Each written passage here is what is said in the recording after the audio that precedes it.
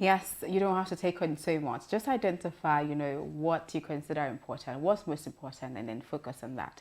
Welcome to the conversation on TOSTV Network, your digital first Pan-African news network. As I always tell you, we're coming to you from Abuja, Nigeria's capital city. My name is Ade Suwelsi. On the conversation today, we're going to be talking about something that is, on the lips of most Nigerians. There's been a back and forth about it, and I have an expert here in the studio to help me dissect that issue. But before we progress with the show, I'll bring you COVID-19 update from across Africa, and after that, it's straight into the big story.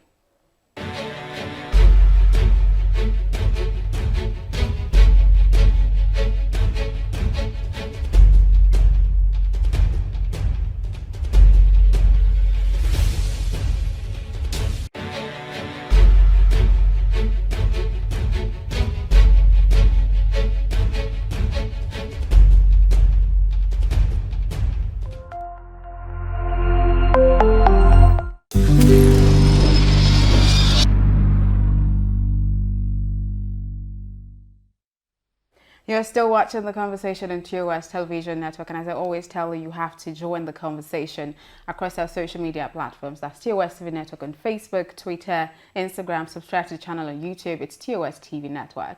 And you can stream our website for news, stories, and happenings from across the world. It's www.tostvnetwork.com. Now, moving straight into the crux of the conversation today, and that's the big story. So there's a whole lot that's been surrounding the topic of a looming food crisis in Nigeria: insecurity, unsubsidized input, high cost of mechanized farming, and most recently, the Russian-Ukraine crisis have all been linked to why the increase in food crop production in Nigeria and the effect it's probably have on the economy. And agricultural experts have also predicted an imminent food crisis in Nigeria. So today on the show, I'm going to be looking at, should Nigeria be gearing up for food crisis? And to join me in having a conversation here in the studio is Imal Silva, an agripreneur and an agri-investor. Good morning and welcome to the show. Good morning, Adesua. Good morning, viewers. Thanks for bringing me on the show. Thank you for coming. So now let's move into it. Let's start from the issue of what I just mentioned. There's a whole lot that has been linked to the rising cost of food production in the country. I did mention insecurity, cost of mechanized farming, and all of that stuff. How would you respond to that, really? Well, I think it's a combination of a lot of factors. Yeah. And it just didn't start today. It didn't start a few weeks ago. It's been a build-up. And when COVID came, it caught us unawares.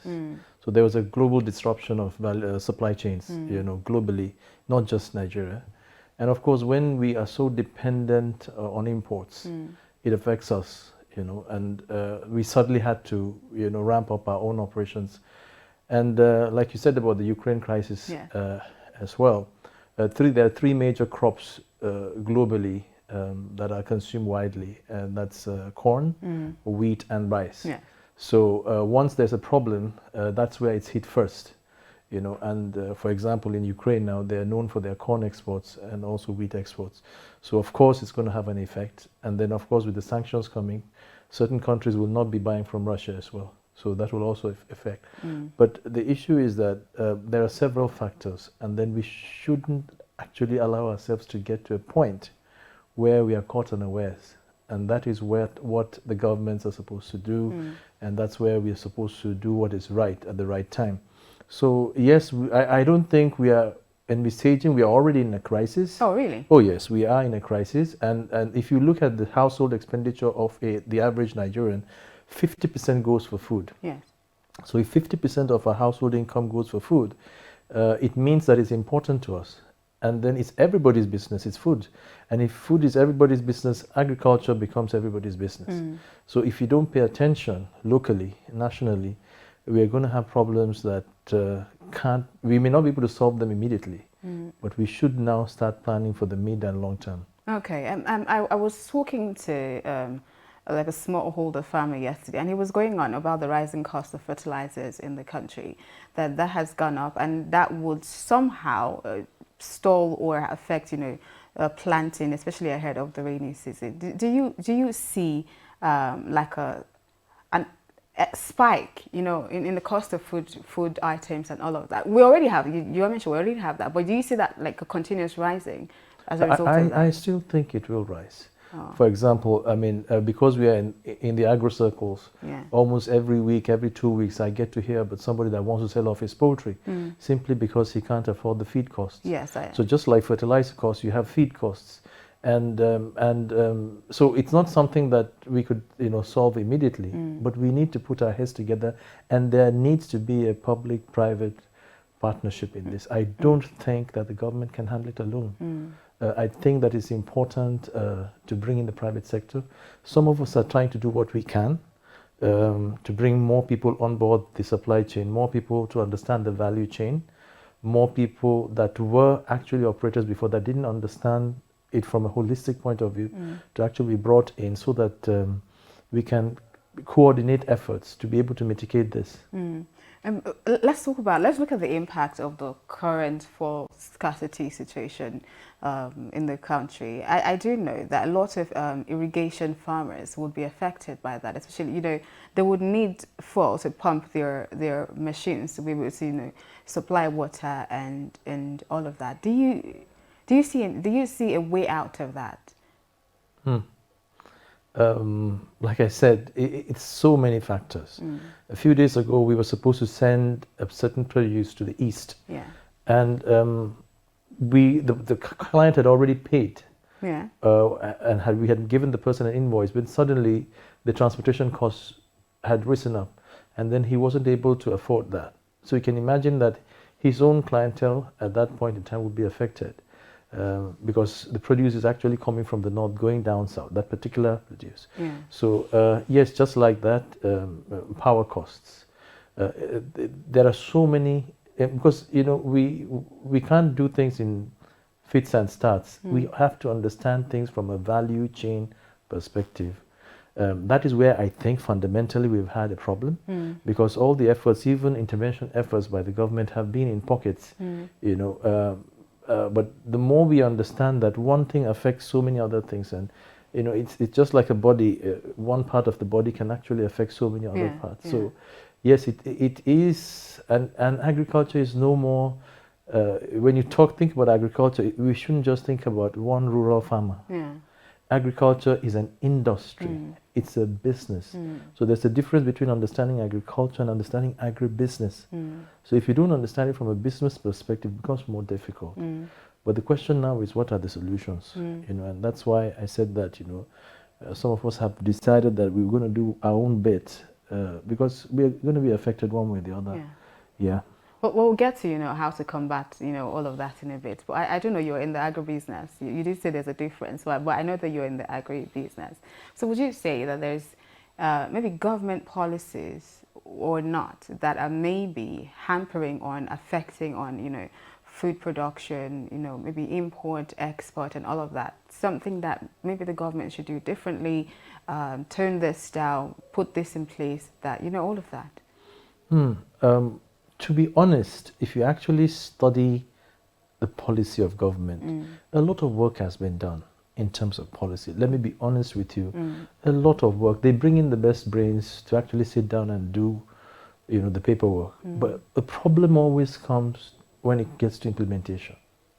So really, in my opinion, I wouldn't say that, you know, it's majorly a policy problem. I would say that it is an implementation, an execution issue. And then why is that? It's because you are going to face a huge bureaucracy across the government you know, structure. And then, of course, the issue of corruption, you know, and when we now have to surmount those issues, that's where the real challenges are. So if we can take what's already been planned and execute them, I mean, just take one example, the ports. You produce goods, but it's a Herculean task to send the goods outside the country.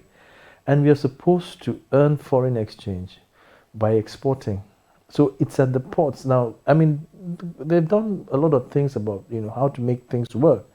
But then when it actually gets to that point of, you know, in real time, that's where the problem is. Okay. Before we wrap up in a bit, I did say we're going to get to the, the combating it and all of that. In your opinion, do you see, should Nigeria be gearing up for a food crisis at this point? Yes. Should we be gearing up, and how basically should we as an individual prepare to actually combat all of this? I think that's the question. Okay, I would take it from, I mean, like we said about the macro, Yeah. the policy level. Yeah. But I'm also very interested in the micro. Yeah. In the sense that what can we do as individuals? What can we do at our local levels?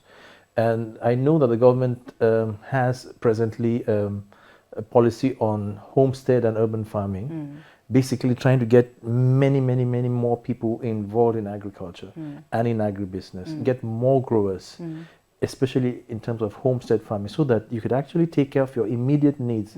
You may not be able to buy, you may not be able to get a lot of things because of the crisis, but if you actually produce some of these things, it can mitigate the problem at a micro level. So they haven't turned it to a program as far as I'm concerned, but there's a policy in place. And some of us, what we are doing is actually we have training centers where we're actually getting people to get on board, get them to start, get into homestead farming, get into urban farming, get into community farming.